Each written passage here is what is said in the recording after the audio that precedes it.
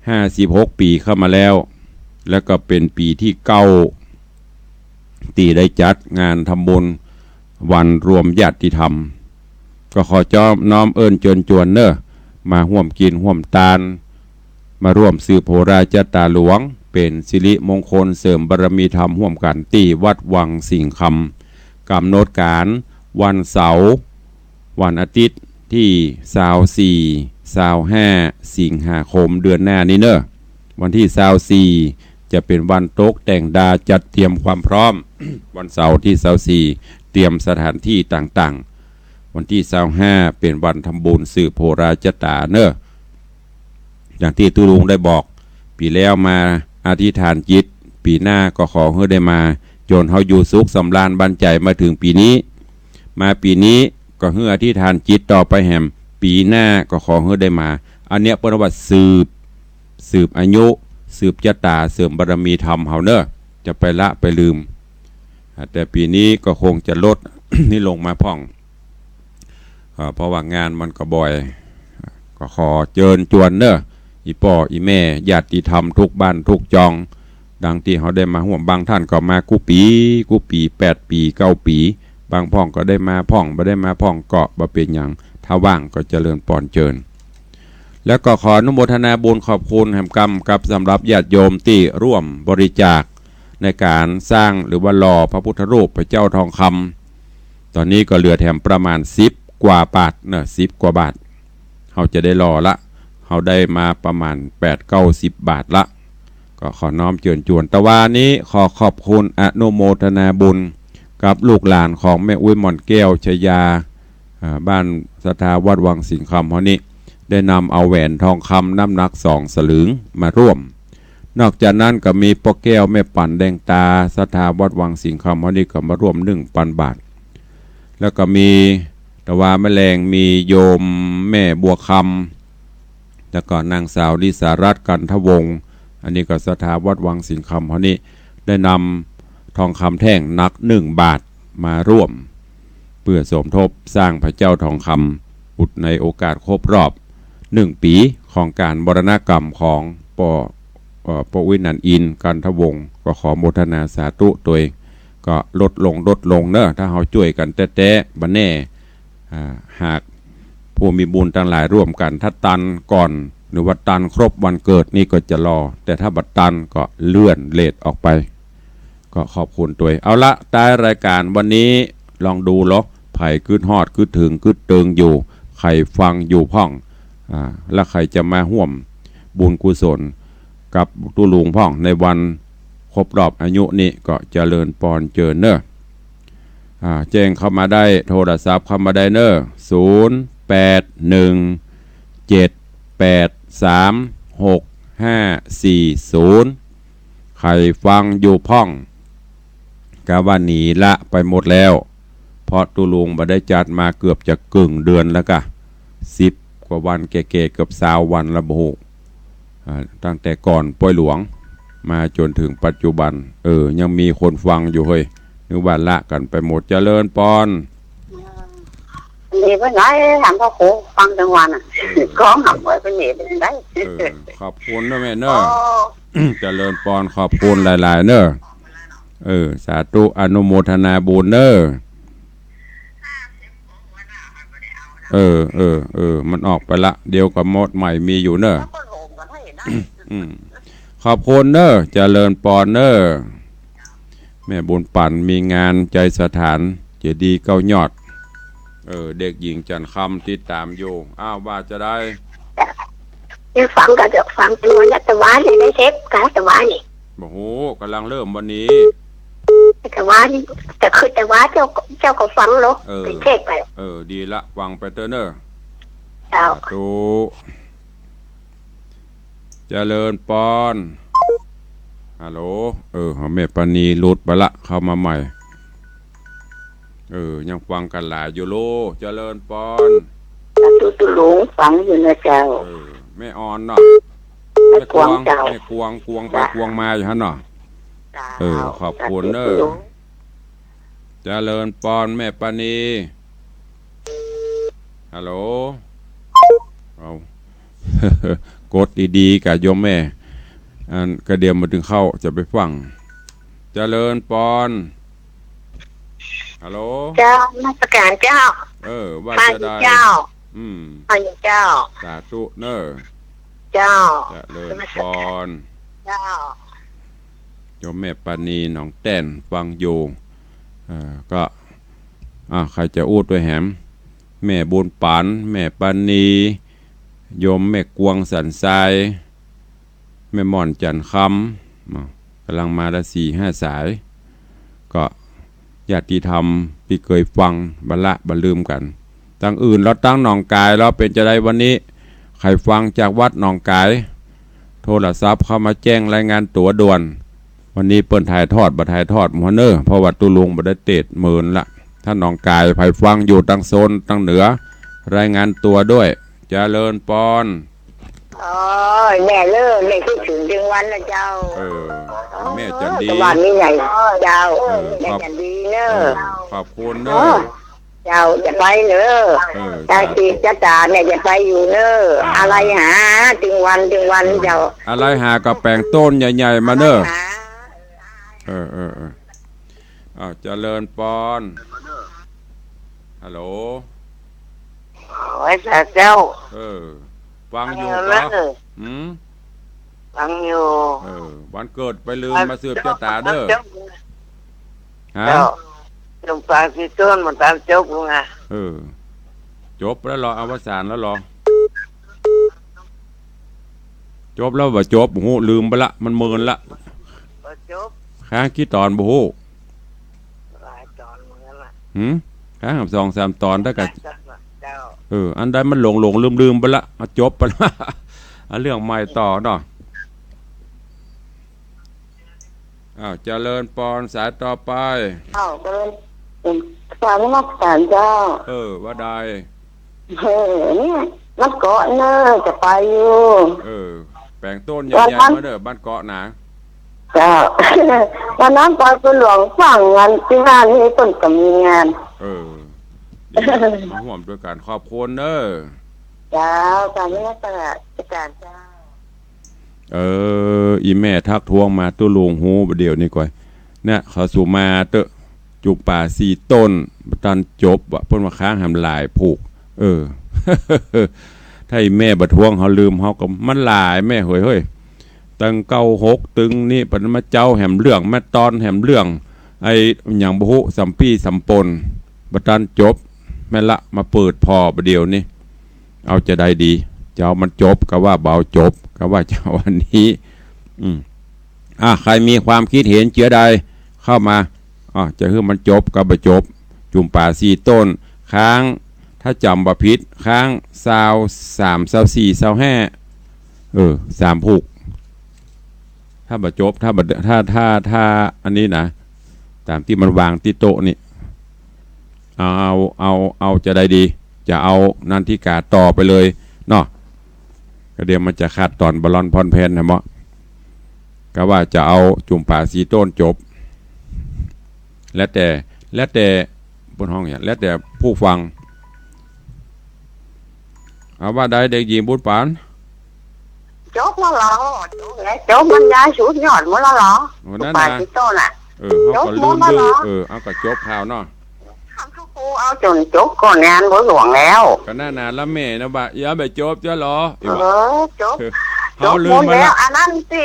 วันที่ไหนกูอันนั้นมันบ่จบเอาก็แปลว่าจบแล้วเนาะจบแล้วตูลูกหลานว่ะเอาละขอบคุณเด้ออาจารย์คำบ่ได้แม่มอนบ่ได้จบว่าจบแม่มอนติดตามหายไปละเอาเป็นว่าจบแล้วไปเนาะมันอาจจะซับซ้อนตนอื่นเพิ่นอาจจะมาเตดนี่แม่เขาฟังเป็นตู้เจ้าก็เลยลมสายสุดท้ายเนาะเวลาจะหมดละแม่ปานีบ่ได้จบแล้วเจ้าจบแล้วเจ้าแสดงว่าเด็กหญิงเนี่ยก็ฟังบัดทีเนาะอย่างก็เพิ่นเอาไปจบไปตังปูนก้าแม่บัวคำกำปูคาแสดงว่าฟังตนอื่นจบแล้วเฮาก็ว่าจบแล้วนะเจ้าขอบคุณเด้อเจ้าตอนใหม่นี่กำลังม่วนเจ้าสาธุแสดงว่าเฮาบ่ลืมอีแม่ก็บัวคำกำปูคาลืม จบละมันจะเหมือนคับคล้ายคับคาว่า พอจบแล้วก็ลวดลานะก่อนป่วยหลวงนะแล้วก็มาเริ่มเรื่องใหม่อีเมลอย่าแบบจบเสียโลวะ อ่ะโอไปเวลาหมดละขอบคุณเนอะที่บละบลืมกันฟังตอนนี้ไปกูเจ้าเนอะติดตามมาฟังกันไปอยู่ดีมีสุขเหมือนกันจุโตนจุองจุผู้จุคนเนอะยัตตาโรธรรมาวัตันติอายุวันโนสุขังพลัง